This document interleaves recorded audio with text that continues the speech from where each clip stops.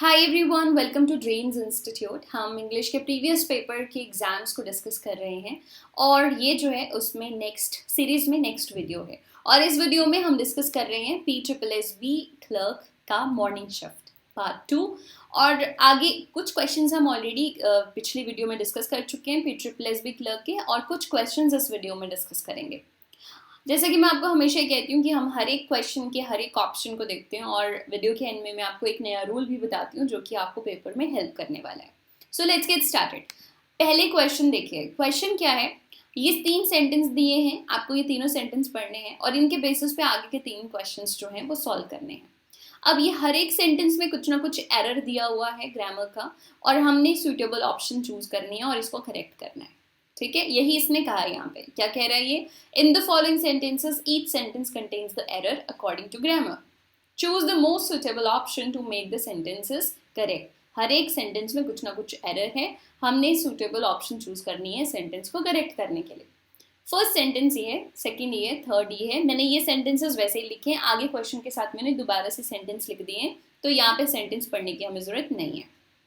ठीक है, चलो मोटा मोटा पढ़ देती हूँ। What is the main aim of an education?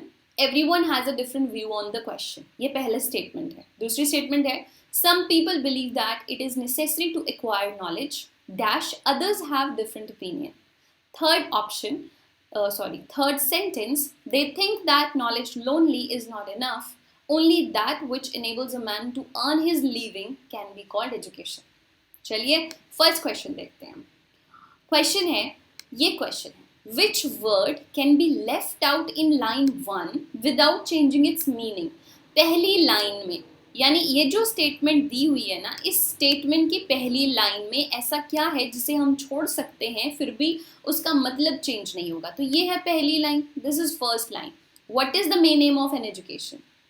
Everyone has a different view on the question. ये पूरा सेंटेंस है, पूरे सेंटेंस में पहली लाइन ये है, what is the main aim of an education. तो क्या छोड़े, द, व्हाट इज द छोड़ दें, what is main aim of an education, पर मेन के साथ द लगता है। ऑफ, ऑफ को छोड़ के देखें, what is the main M an education, नहीं जा रहा है।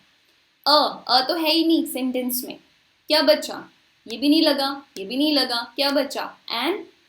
What is the main aim of an education. So ये अगर हम हटा दें क्या बनेगा sentence, what is the main aim of education. कुछ चेंज हो रहा है, मतलब चेंज नहीं हो रहा, लेकिन सेंटेंस करेक्ट हो गया। करेक्ट क्यों हुआ, हमने एन क्यों हटाया? एक्चुअली जो एजुकेशन है ना, एजुकेशन जो है वो एक काउंटेबल नाउन नहीं है। ए और एन हमेशा काउंटेबल नाउन के साथ लगता है। एजुकेशन जो है वो नॉन काउंटेबल नाउन है और इसके साथ ए या एन नहीं लगेगा। ठीक है, एब्स्ट्रैक्ट नाउन है, जैसे एजुकेशन है, जैसे हैप्पीनेस है, जैसे पेन है। आप इसको काउंट नहीं कर सकते। आप कैसे बोलोगे एजुकेशन को ए एन में, कैसे बताओगे एन एजुकेशन? कोई यूनिट थोड़ी है एजुकेशन की, आप कैसे डिसाइड करोगे उसको? ठीक है ना, तो ये नॉन काउंटेबल नाउन है और इसलिए एजुकेशन के आगे ए या एन नहीं लगता।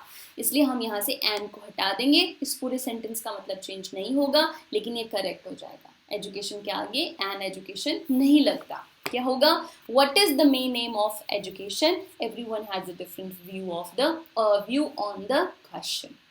Clear? तो ये था फर्स्ट क्वेश्चन।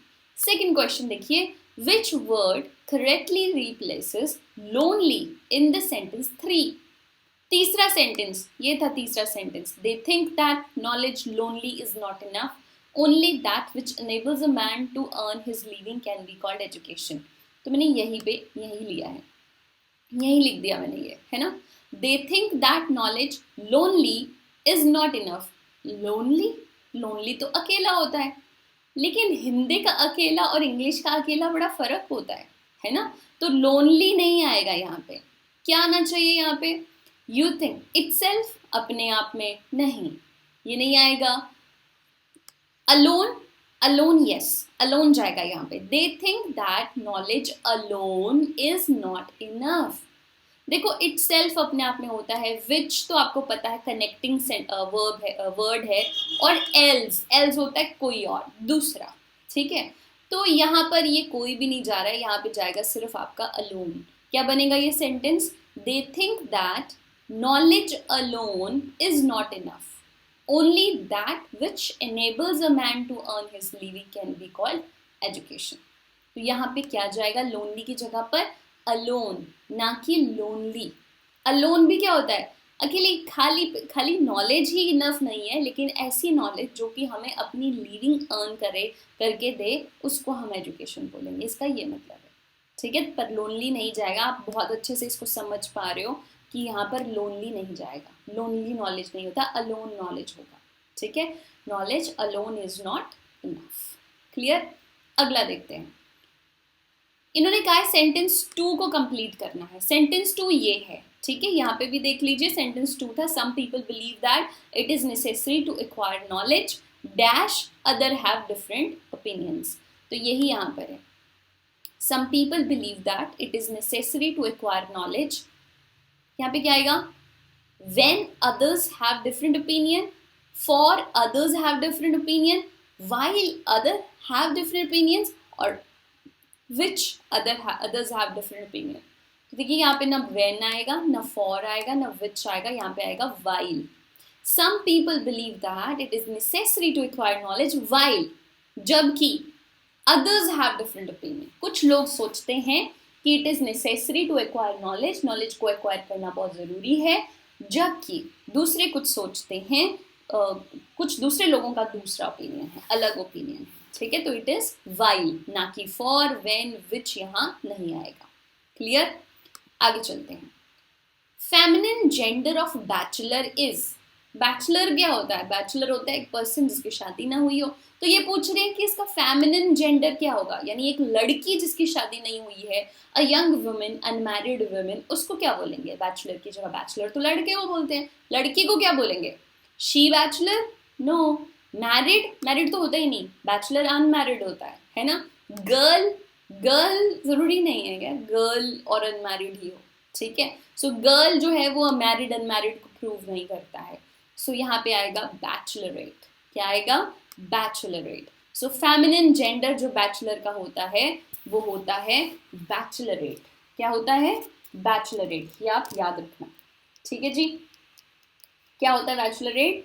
एक यंग वुमेन, अनमैरिड वुमेन. वैसे तो बैचलरेट के बहुत सारे मतलब और भी होते हैं, जैसे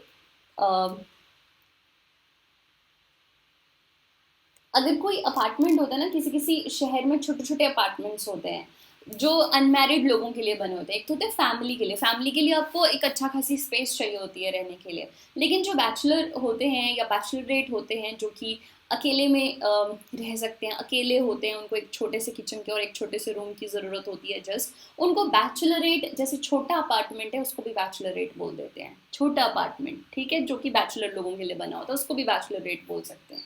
राइट. लेकिन यहाँ पे तो जेंडर पूछा था, फेमिनिन पूछा था, तो इट इज बैचलरेट और इसका मतलब यहाँ पे आएगा अनमैरिड यंग वुमेन.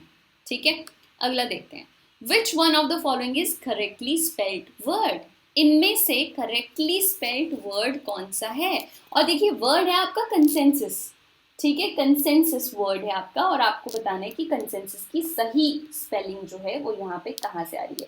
कंसेंसस का मतलब पता है क्या होता है? एग्रीमेंट, आपस की समझौता करना या आपस की सहमति हो जाना, या किसी एग्रीमेंट में लोगों का सहमत हो जाना. ठीक है, एग्रीमेंट हो जाना मतलब एग्रीमेंट खुद में ही सहमत होता है. ठीक है, जिसको हम हिंदी में सर्वसम्मति कह देते हैं या सर्वसहमति कह देते हैं. That is consensus. और कंसेंसस की स्पेलिंग ये नहीं होती, SAN भी नहीं होता, SE होता है, और ये कंसेंकस नहीं होता, कंसेंसस होता है. ठीक है, यहाँ पे तो कंस में S हटा दिया, ये भी नहीं होगा, यहाँ A लगा दिया. This is the correct spelling, CONCENSUS, consensus की ये स्पेलिंग होती है.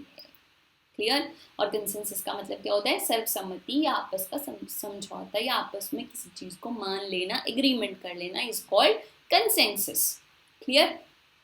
चलिए लास्ट में पहुंच गए हम, और अब हम रूल करेंगे. तो देखिए किस तरह से क्वेश्चंस आपको पीछे आए थे. एक तरह से एक पैराग्राफ सा दिया था, 3 सेंटेंस दिए थे, आपको क्वेश्चंस करने थे. फिर आपको क्वेश्चन एक और मिल गया था यहाँ से, दैट इज बैचलर का फेमिनिन पूछ लिया था आपसे, और देन आपको पूछ लिया था मिसस्पेल्ड वर्ड की स्पेलिंग जो है वो आपसे करेक्ट पूछी थी. अब हम बात करेंगे रूल की. रूल क्या है? रूल है कंपैरेटिव एडजेक्टिव्स जब भी यूज होते हैं ना, जैसे इंफीरियर, जूनियर, सीनियर, तो इनके बाद जो है ना हमेशा टू आता है, ना कि दैन।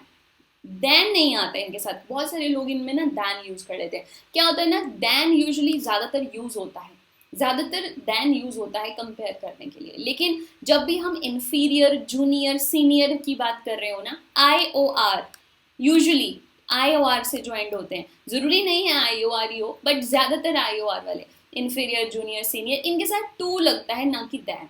जैसे he is junior than me नहीं होता, क्या होगा, he is junior to me, than नहीं लगेगा, टू लगेगा। He feels inferior than them, नहीं, दैन नहीं, इंफीरियर के साथ दैन नहीं लगता, क्या लगेगा, to. He feels inferior to them, clear. Then I prefer tea than coffee, नहीं होगा, क्या होगा, I prefer tea to coffee, clear. So this is something जो कि यूज होता है जूनियर, सीनियर और इंफीरियर के बाद। क्या नहीं यूज होता, दैन नहीं यूज होता, क्या यूज होगा, टू। जैसे यहाँ पे देखिए आई आर नहीं था लेकिन प्रेफर था, I prefer tea than coffee नहीं, I prefer to tea to क्या कॉफी, ठीक है। ये प्रेफर था, इसमें तो आई आर भी नहीं था, राइट। तो ये कुछ सेंटेंसेस थे और रूल आपको पता चल गया होगा। एडजेक्टिव का रूल आज हमने डिस्कस किया। That is it. Keep sharing the video with your friends. और जैसे कि मैं हमेशा आपको बोलती हूँ कि आप अपने फ्रेंड्स के साथ शेयर करो। 2 4 5 रूल्स तो होते हैं इसमें, और इनको डिस्कस करो। जितना ज़्यादा आप डिस्कस करोगे उतना ज़्यादा रूल्स आपके पास स्टे करेंगे, और जितना ज़्यादा देर तक रूल स्टे करेगा आप उनको बड़ी इजीली अपनी लाइफ में भी और एग्जाम में भी उनको यूज़ कर पाओगे। Thank you so much, stay tuned.